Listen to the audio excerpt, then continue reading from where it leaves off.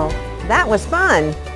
Welcome back to this last installment of the Patents Project YouTube presentation on addressing the barriers of a digital curriculum and e-learning.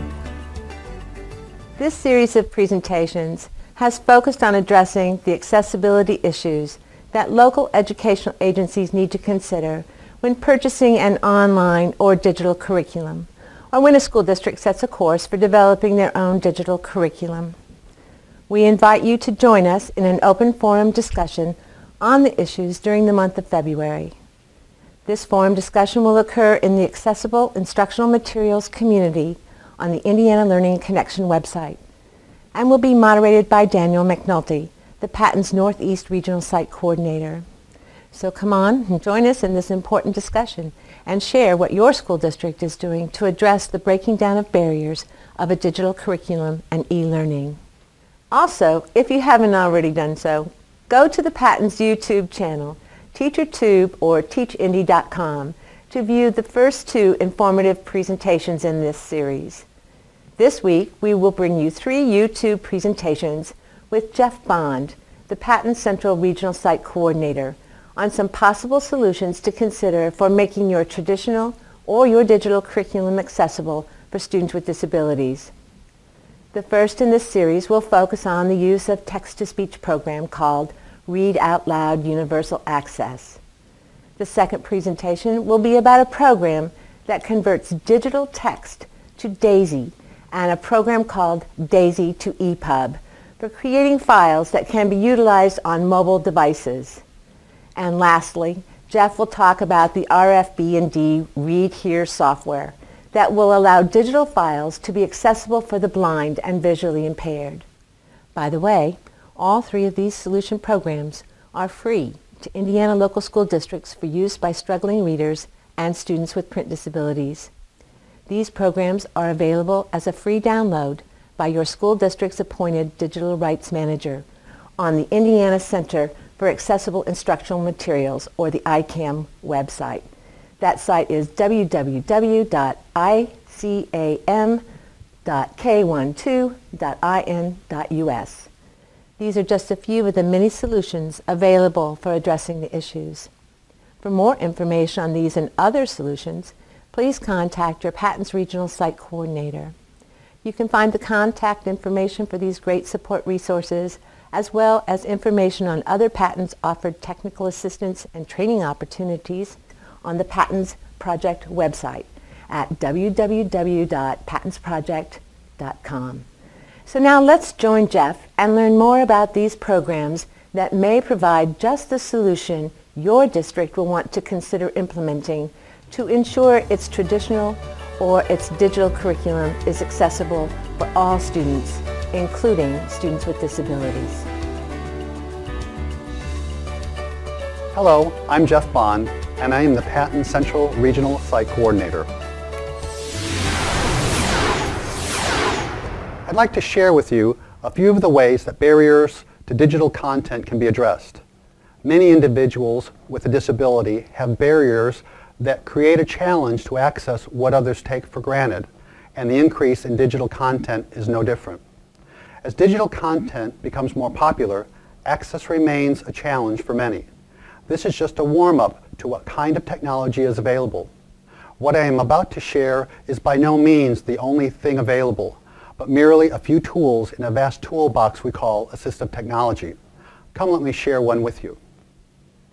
I would like to demonstrate a few ways that a software program can address barriers that may exist when accessing digital format.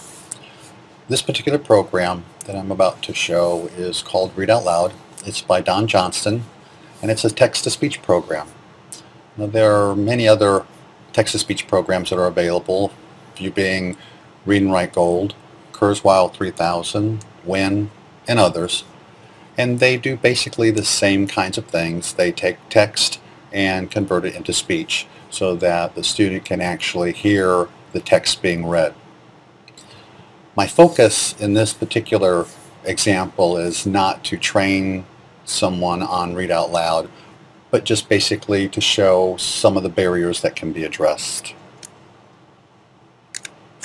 I'd like to point out that the standard Windows and Mac toolbar across the top offers navigation consistency that come from working with other programs. So the basic file, edit, and then some other things along the way here, and Windows and Help are usually very standard with other Windows and Mac programs. I just happen to be using a Mac for this demonstration. The Read Out Loud toolbar is a little different. It has its own unique icons that represent specific features that the program uses. And if we mouse over one of the icons, for example, the speech, it will highlight and also speak the word. And those functions can be turned on and off, but again, another little way of offering some assistance for a student that might need that type of navigation feature. I have a sample digital file that I have loaded here just to help me demonstrate some of the things that we can do with this particular program. And one of the more obvious ones is that being a text-to-speech program, it will actually read the text as well as highlight as it goes along. And here's an example of just what it sounds like. Lesson 1. Cells in Biology. Jumpstart your learning. Before you begin reading, take a piece of paper and write cells across the top. So, as you can see in here, we're having it read to us and we're actually having it highlighted. Now those functions can be turned on or turned off, so we can turn off the highlighting and just have it read, or we can turn off the speech and just have it highlighted. So the voice can be changed. It can be either a male or female voice. You can change the pitch of the voice. You can change the rate of the voice. You can change the volume of the voice, which could be specific for that particular student. As far as the highlighting can be changed with a different color. It can be changed with how it actually highlights, be it one word at a time, or a sentence at a time, or a paragraph at a time. So all of those things can be customized to the individual's needs and what best suits their actually reading style. Another function that is available is a navigation feature, and it's located at the top of the page here. And although our sample file is relatively small, just 8 pages, we can still navigate, at least get an idea as to how that would work by putting in page number 5 and hitting return, and it takes us automatically to that page. So a text that would be significantly larger would really be better utilized in the navigational component that we can get from a particular part of the textbook to a more specific place that might be requested either by the teacher or just finding where we left off at a particular page. And there are the other text-to-speech programs which function in a similar way. They all have their uniquenesses, and in the feel and fit of one program might be a little bit better than another. And those are one of those things that we need to experiment with whenever we try to look for ways of addressing barriers for a particular individual. This particular program allows us to grow or reduce the font size, and I'm just going to go ahead and mouse over our grow. Grow selection. So as I click it, it will increase the font to a rather large size, while it still continues to word wrap so that we're not losing any of the words in their location. It's just changing a little bit because of the size of the function. And then Shrink selection. we can reduce the selection or the font down to a more manageable size depending on what our needs are. One more feature that I'd like to demonstrate is the e-text style in this particular program, which allows us to make selections that are predetermined by the software program itself. And we'll just go ahead and click a couple of these. This is large black text on white. And as we scroll through a few more, large yellow text on black. So as you can see, we do have a variety of different selections that we can make. And I would also like to point out that this program has another feature, which is a note-taking feature, and that's off to the right here. And we can, if we didn't want to have that part of the program, we can actually go in and change that so we have our text full page. But this is a nice function to allow us to put notes specifically about our text over into our topics side, and that in itself can be utilized for a variety of different things, prompting questions and so forth for students to go back and forth to. And I really won't get into that, but it is one of those things that has been off to the side. I did want to illustrate that.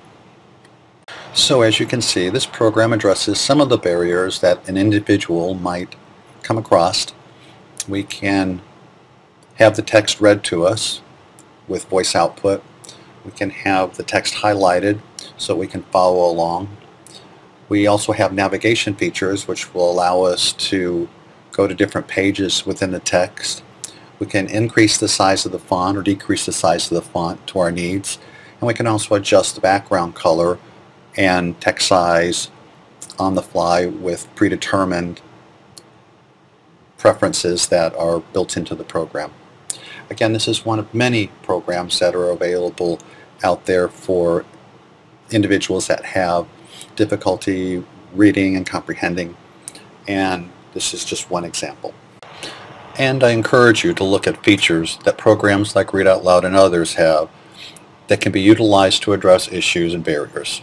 Thank you.